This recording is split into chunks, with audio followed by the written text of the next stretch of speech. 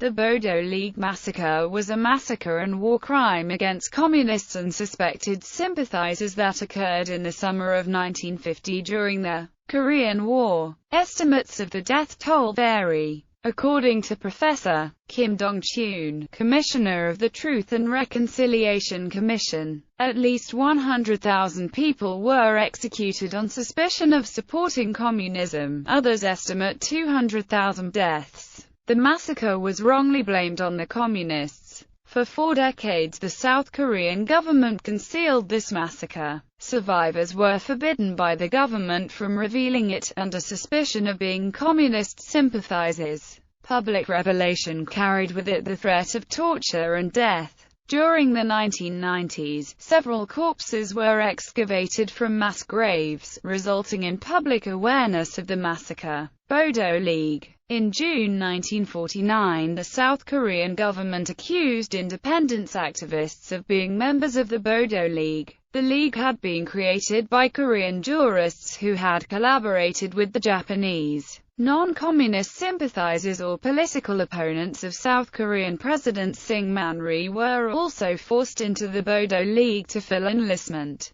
quotas. Syngman-rhee had about 300,000 suspected communist sympathizers or his political opponents enrolled in an official re-education movement known as the Bodo League on the pretext of protecting them from execution. In 1950, just before the outbreak of the Korean War, the first president of South Korea, Syngman-rhee, had about 20,000 alleged communists imprisoned. Executions. Under the leadership of Kim Il-sung, the Korean People's Army attacked from the north on 25 June 1950, starting the Korean War. According to Kim Man-sik, who was a military police superior officer, President Syngman-rhee ordered the execution of people related to either the Bodo League or the South Korean Workers' Party on 27 June 1950. The first massacre was started 1 day later in Homseong, Gangwon-do on 28 June. Retreating South Korean forces and anti-communist groups executed the alleged communist prisoners, along with many of the Bodo League members. The executions were performed without any trials or sentencing.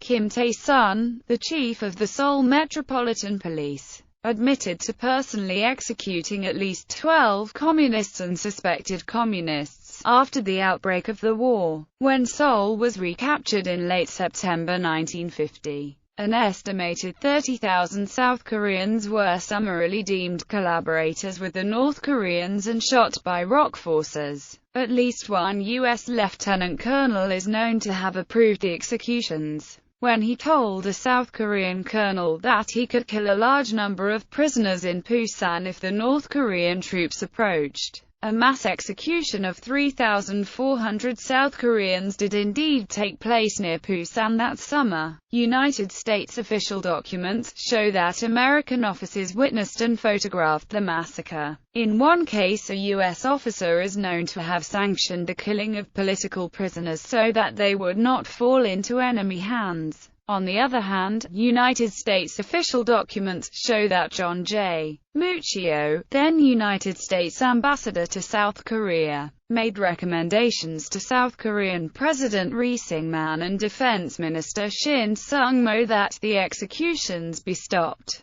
American witnesses also reported the scene of the execution of a girl who appeared to be 12 or 13 years old. The massacre was also reported to both Washington and Gen. Douglas MacArthur, who described it as an internal matter. According to one witness, 40 victims had their backs broken with rifle butts and were shot later. In many seaside villages, victims were tied together and thrown into the sea to drown. Retired South Korean ADM Nam Sang-hui confessed that he authorized 200 victims' bodies to be thrown into the sea, saying, "There was no time for trials for them." There were also British and Australian witnesses. Great Britain raised this issue with the US at a diplomatic level, causing Dean Rusk, Assistant Secretary of State for Far Eastern Affairs, to inform the British that US commanders were doing everything they can to curb such atrocities. During the massacre, the British protected their allies and saved some citizens.